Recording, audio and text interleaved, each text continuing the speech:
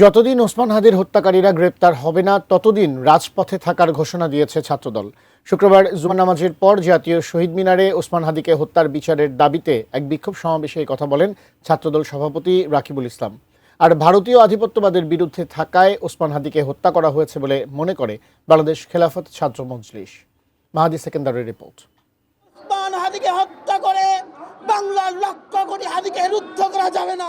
শুক্রবার জাতীয় মসজিদ বাইতুল মোকাররমে ইনকিলাব মঞ্চের আহ্বায়ক শরীফ ওসমান হাদির খুনিদের বিচারের দাবিতে সমবেত হন ঢাকা ও ঢাকার বাইরে থেকে আসা বিভিন্ন ধর্মীয় ও রাজনৈতিক সংগঠনের নেতাকর্মীরা।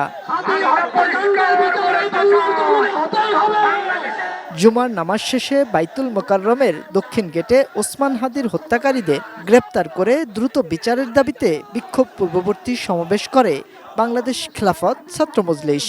আজ শরীফ ওসমান হাদিকে হত্যা করা হয়েছে, আগামীতে আমাকে আপনাকেও এভাবে প্রকাশ্যে গুলি করে হত্যা করা হবে না, এর কি গ্যারান্টি আছে?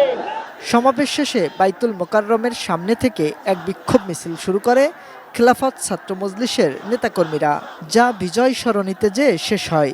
বাছাইকৃত লাল সরিষার দানা থেকে অত্যাধুনিক কোল্ড প্রেস মেশিনে তৈরি হয় প্রাণ সরিষার তেল, আসল ঝাঁঝে আসল স্বাদে।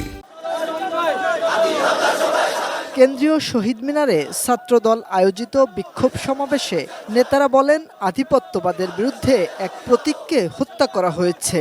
মপতন্ত্রের বিরুদ্ধে নিজেদের সুস্পষ্ট অবস্থানের কথাও জানান তারা। যতদিন ওসমান হাদির সন্ত্রাসীদের হত্যাকারীদের গ্রেপ্তার করতে না পারবে ততদিন ছাত্রদল রাজপথে থাকবে। এদিকে ওসমান হাদির হত্যাকারীদের গ্রেপ্তার ও বিচারের দাবিতে জুমার নামাজের পর রাজধানীর সায়েন্স ল্যাবরেটরির সামনে সড়ক অবরোধ করে বিক্ষোভ করছে ঢাকা কলেজ, সিটি কলেজ ও আইডিয়াল কলেজ সহ বেশ কয়েকটি কলেজের শিক্ষার্থীরা।